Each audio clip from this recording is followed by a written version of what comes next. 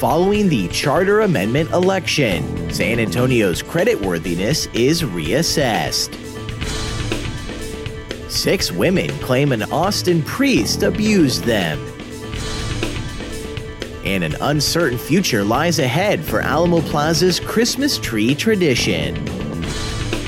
This is your Express Briefing podcast for Thursday, November 15th. Subscribe to this and other free content at expressnews.com/podcasts. And get each day's top news and sports headlines delivered to your inbox at expressnews.com/newsletters. Voters spoke, and now officials are facing the possibility that credit rating agencies will downgrade San Antonio's creditworthiness. Fitch Ratings is one of the 3 major agencies that sets credit ratings and says it plans to reevaluate San Antonio after voters approved 2 of the 3 city charter amendments advanced by the Firefighters Union. Previously, the city has maintained a top AAA rating from all 3 agencies for 9 consecutive years. Wednesday, Fitch expressed concern about Proposition C, which allows the fire union to unilaterally declare an impasse in bargaining and take contract disputes to binding arbitration. City Manager Cheryl Scully says she expects to discuss the city's overall revenue, expense picture, and the effect of the charter revisions with Fitch in a pre-scheduled meeting next month, noting that the city will do everything in their power to address the concerns and maintain the city's AAA rating. Of the 3 charter amendments, voters rejected Proposition A, which would have made it easier to challenge spending, tax, and other decisions of the city council at the ballot box. But the other 2 amendments passed: Proposition C, dealing with binding arbitration, and Proposition B, which limits the salary and tenure of future city managers. The AAA rating, the highest of any major city in the U.S., allows San Antonio to sell bonds at lower interest rates than municipalities with lower ratings. For taxpayers, that means more bond money can be spent on capital projects and less on interest. City officials say a downgrade in San Antonio's credit rating would cost tens of millions of dollars annually, meaning more tax dollars would be spent on interest payments and less on actual projects.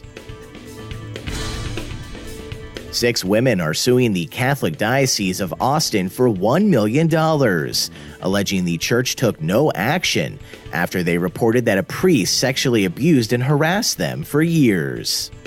In the lawsuit filed Wednesday in Travis County State District Court, the 6 unnamed women say Reverend Nada Gizimana hugged, touched, and groped them while he was at Austin's St. Thomas More Church, claiming he would, quote, hold women against their will, and engaged in, quote, sexual propositions, comments, and advances.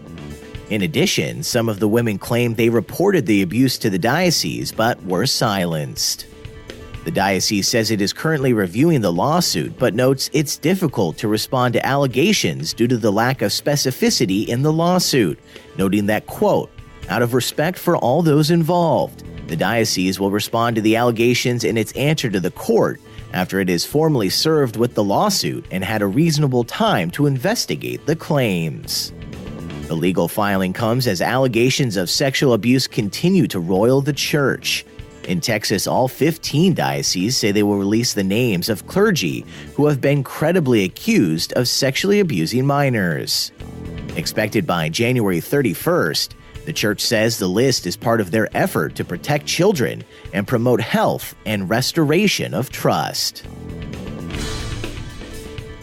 And while a truck carrying a 50-foot-tall blue spruce, a gift from HEB to the city, arrived from Michigan Wednesday, when the lights come on during a festive ceremony next week, the city's official Christmas tree will be the glimmering center of attention in Travis Park, not Alamo Plaza.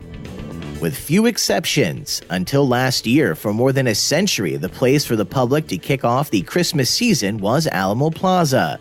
But as over the next few years, crews will tear into the streets, commercial buildings, the plaza itself, and the area around it, with the city-owned plaza coming under control of the state's General Land Office starting January 1st, tradition has changed. In anticipation of the changes to the plaza, last year the city moved its official Christmas tree and lighting ceremony to Travis Park, and the 34th annual lighting ceremony will take place the day after Thanksgiving on November 23rd. However, Alamo Plaza will still have a Christmas tree this season, also donated by HEB, though it will be less than half as tall as the one in Travis Park. Weather permitting, the Alamo Plaza tree will be delivered and decorated November 26th. And that's your daily San Antonio Express News briefing for Thursday, November 15th. Subscribe to this and other free content at expressnews.com/podcasts.